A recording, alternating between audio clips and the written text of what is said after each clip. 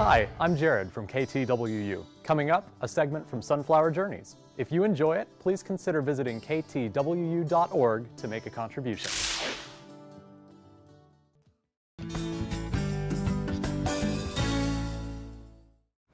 The state capitol here in Topeka has been undergoing major renovations in recent years. In our next story, we see how stone carvers have been applying their skills to the exterior of the State House. The first stone was laid in the creation of the Kansas State Capitol building in 1866. The building's wings were constructed in phases, and it would take another 37 years before the State House was considered completed.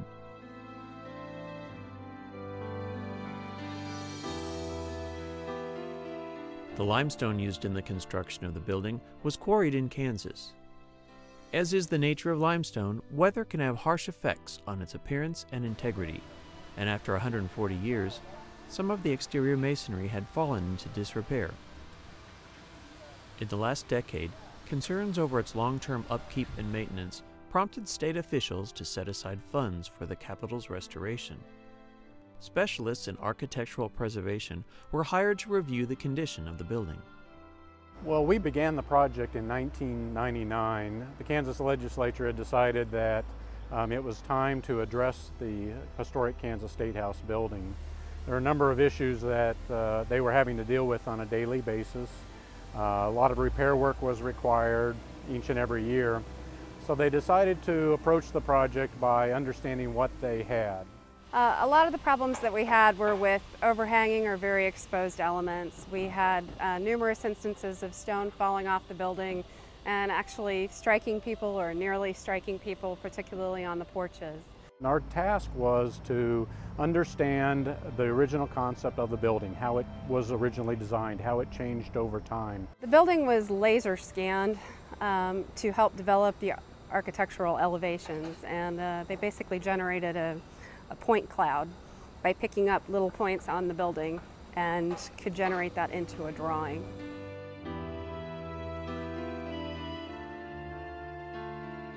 All of the assessment that we did allowed us to come up with a very detailed bid list, which was another thing that we tried to do on this project to get as tight a bid as we could.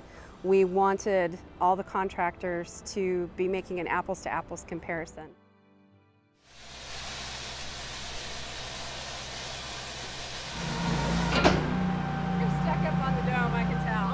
This is the biggest jungle gym I've ever gotten to play on. We are standing on the east face of what is called the northeast knuckle, and this is right where the east wing and the north wing come together. We've got a fabulous masonry contractor who takes care of making sure that we can get anywhere we need to get as efficiently as possible. And so we have pipe scaffold. We also have a combination of lifts that you'll see out here running around the building to get to various areas where we don't have scaffold.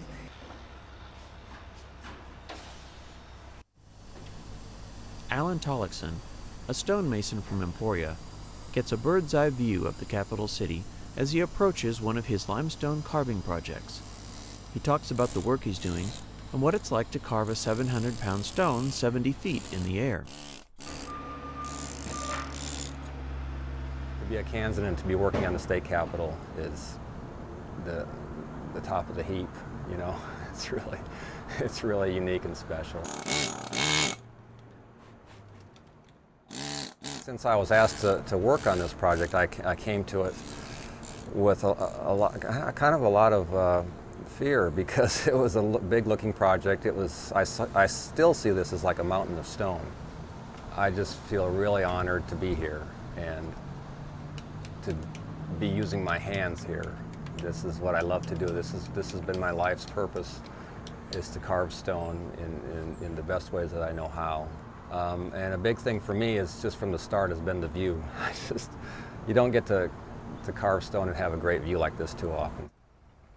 The masonry project itself ranges anywhere from about a crew of 20 to 30 when we're in the winter to upwards of 50 when we're fully crewed up in the summertime.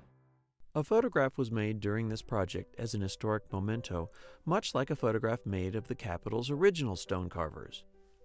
On the original construction of the building, we saw a very large mix of people When the building was started, we were benefiting from a huge influx of German immigrants, many of whom had wonderful masonry skills. Much of the intricate stonework is virtually invisible from ground level unless you know where to look. The scaffold has allowed careful documentation of some amazing detail work.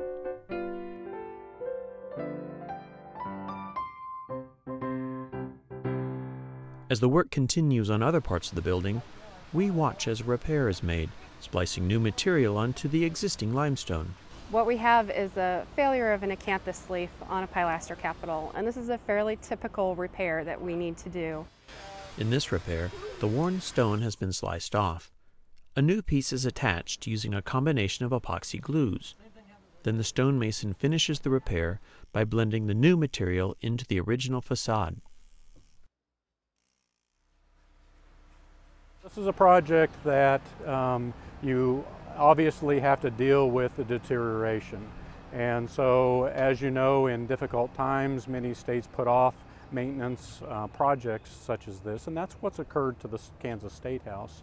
Right now, the Kansas legislature has been working within a $285 million project for the entire cost.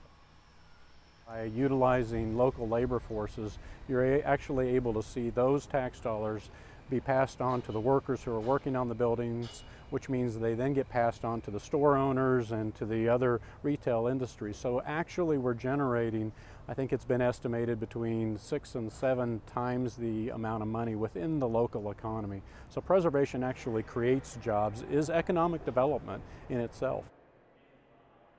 Our project is scheduled to run until June of 2012 for the complete interior and exterior renovation.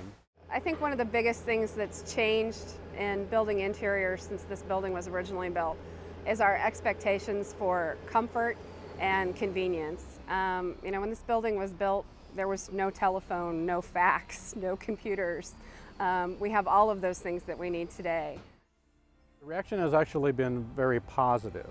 There are a number of people who haven't been to the Kansas Statehouse in a number of years, and when they come back and they see the work that's been done to date, they see how a number of the character-defining features, both on the inside and outside, had been lost over time. To see that rebirth come back has been very important to them.